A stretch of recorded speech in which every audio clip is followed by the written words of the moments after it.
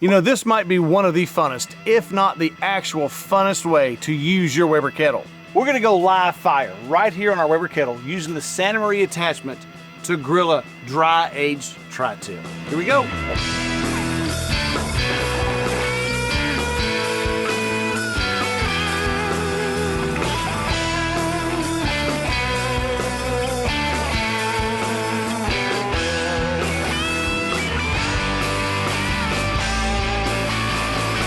All right, y'all, here's how I like to do it. And the first thing I do is get some charcoal lit. Now I'm using both lump and briquette from B&B. And the reason why I'm doing that is I got some big chunks of lump that I want to get rid of. It's a great place to use it in a cook like live fire like this. We're also going to add some post oak wood. Now when I get the charcoal grate over, I'll pour it in the kettle, add some of our post oak to it and get a good ash bed, a good coal bed.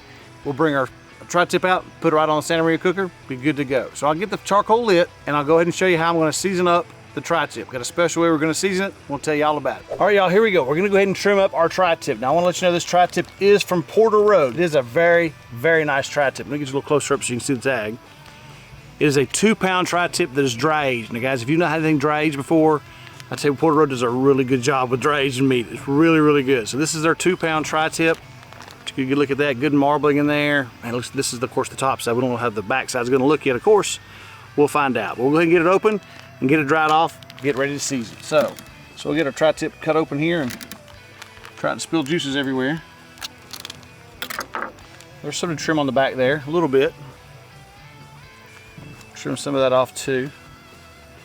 Trim it down a little bit. I like leaving a little bit of fat cap on there. Now what we want to do with this fat cap is we want to trim some of that off because I want some rub on the whole thing all the way around. So it's important we get a good flavor on there. Plus, with tri-tip, you got to remember there's 2 different grain directions. On this one in particular, this grain is going straight down this way, and then here towards the point, it's going straight towards the point. So this way, and then here turns that way. So when we cut this and slice it to eat it, we want to cut it this way and then this way across the grain. So across the grain like this, boom, boom, boom, boom, boom, and then turn this way and go down this way across the grain. So 2 different directions. Remember that about tri-tip. So I want to take some of this fat cap off, and I'll bring you guys back once I get that all done. I'm going to sit there and watch me do that, but that way I'll have it all cleaned up, ready to go. All right, folks, I've got it finished trimmed up here. Now, I did take all the fat off the backside. A lot of times I'll leave it on, but I'm going to treat this like a steak, and I want to cook it right on the hot and fast, right on the flame, open flame. So I took the fat off there. Plus, I want to make sure I get my rub on both sides of the tri-tip. That's right. I'm using my rub for the first time right here on my channel. It's called Grumpy's Amped All-Purpose Rub. Let me give you a look at it. This is what it's going to be, Grumpy's Amped All-Purpose Rub. By the time this video publishes, you'll be able to buy it. I'll have a link for you in the description, of course. But now there's will be a link also in the description to a video that I'll answer some questions, direct questions about the rub. I'm real excited about it. I love this stuff. It's a really good rub. It's a really good bark on there. It's a salt, pepper, garlic based rub, but there's some other things in there as well. Does a wonderful job. Really looking forward to using it on a tri-tip for you on a hot and fast cook. So I'll go ahead and get it seasoned up here. Won't take long to season it, of course, because it's not real big. Here we go, guys. This is Grumpy's Amped All-Purpose Rub. I will tell you right now, it has Morton's coarse kosher salt in it. I like the coarse factor of it. That's why I wanted to make a rub that was very coarse. A coarse SPG. You don't see that very often, and that's what I wanted to do so I can add a good bark. This is a pretty good thick piece of meat. You can handle a lot of rub. Make sure you get plenty on there. All right, guys, so I'll let that sit and kind of sweat out a little bit while the charcoals continue to get ready. And we'll put our sticks of wood on, and we'll put this right onto the Santa Maria cooker. Back in just a second. All right, yeah, my charcoal I think is definitely grayed over enough for me to pour it in for now. Remember, I got a couple of really big pieces of lump in here too, so I'm gonna try to pile it right in the middle. I'm gonna throw a couple sticks on just to get us a little bit of live fire going here. Those are pretty small sticks. Let that get lit. Let it get burning and let some of that wood to burn down some before we put our Santa Maria cooker on and put our tri-tip on. All right, guys, as you can see, we got a pretty good flame going here. So I'm gonna go ahead and put the Santa Maria cooker on. Just right on tight, right on top. Let it wind down. Let that grate get a little bit cleaned off. It's not bad, but I still want to let it get hot a little bit. And we'll raise it back up and put our tri-tip on. Now this thing is the one from Ash and Embers. You can definitely get this on Amazon. I'll put a link for you. Guys, this would be a fantastic gift idea. There definitely is an option for you right on Amazon. I'll leave a link for you. They're about 200 bucks, and they're so much fun. A great way to do live fire. You get to adjust the height they're cooking from. It's just really, really neat. A neat device you can have. But I'll bring you guys back when we go to put the tri-tip onto the Santa Maria cooker here. All right, guys, there's the fire I'm looking for with this size pit and this size tri-tip. Now, one thing you gotta know about tri-tips, they are very uneven as far as thickness goes. So you're gonna get overdone some places and lesser done some places, unless you choose to cook. I'm gonna cook the middle of it to 134, 136, somewhere in that range. The tips are gonna be overcooked. That's just the way it is with tri-tips. You can't help it. There's no way to cook them evenly like that. So I'll put it on now, right in the middle, actually kind of over to that side a little bit. And we are off and cooking. We're gonna lower it a little bit.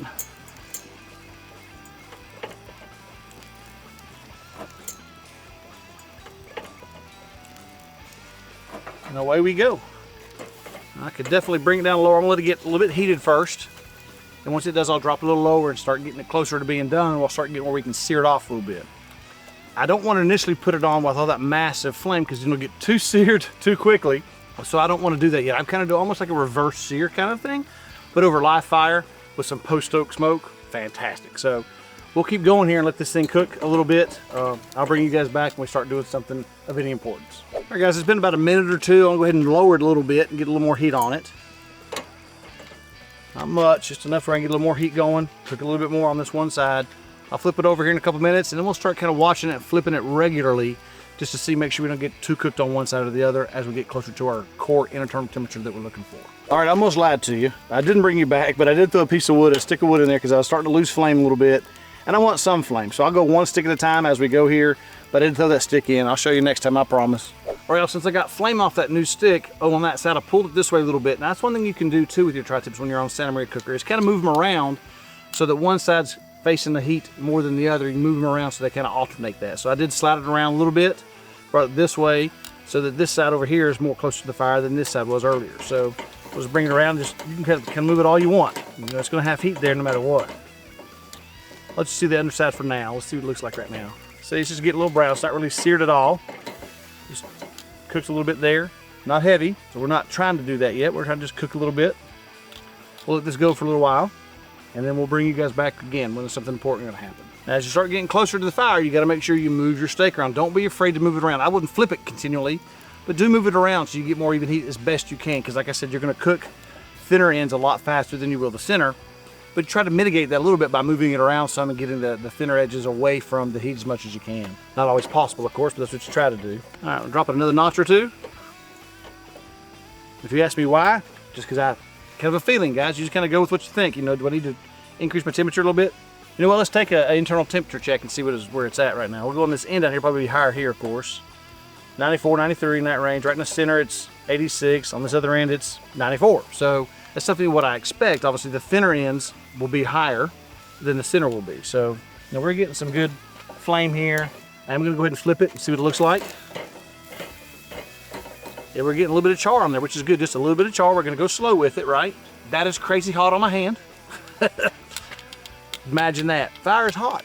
We're moving up now. 116, 115 on the ends. 113 in the middle. 116 on that end. So 126 on that end actually. So we're getting really close on the ends. Again, we're gonna go past on the ends. It's gonna happen, guys. It's just part of cooking tri-tips all about. These tri-tips are very moody, what you want to call them, but they're very hard to tell on temperature wise. So it's getting done though. Getting done really well. I'm gonna drop it down here and let it really sear here on the, yeah, we're ready. We're there. We're gonna raise this up.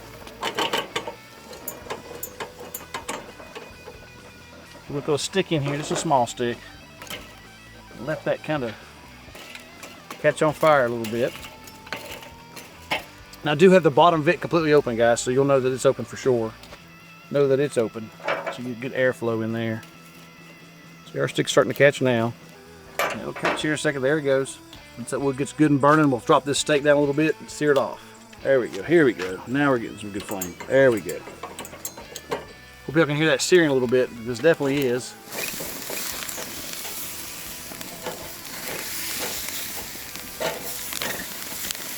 I don't want to ruin the steak and let it get too cooked, of course. It's going to happen. Parts are going to be overcooked. We know that, but I'll try to prevent that as much as I can. There we go. Now we got some good color on there.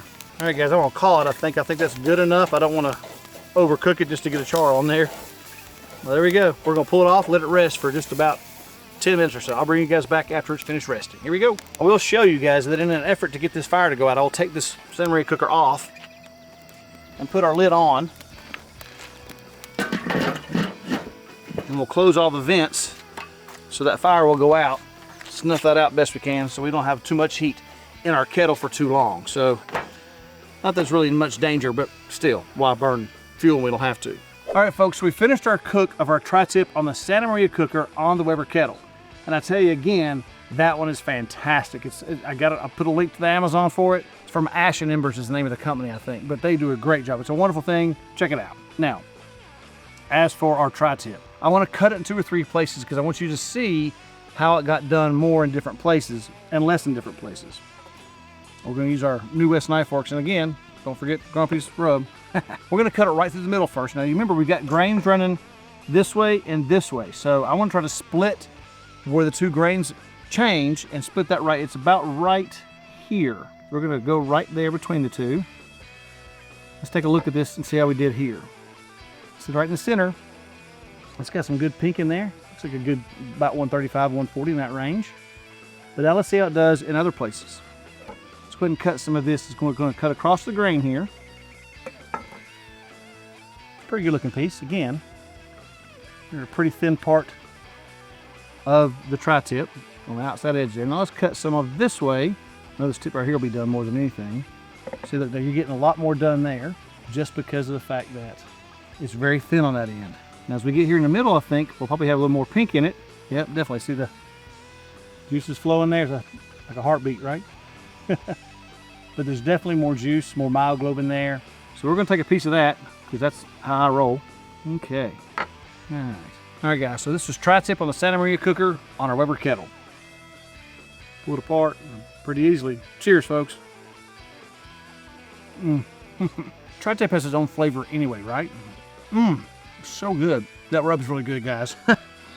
I hate to brag on it, but I got to. I love this stuff. That's why I made it. It's such a good rub. It's got a pepper flavor, of course, salt, pepper, garlic, some other flavors. It really brings out, that's why I called it amped.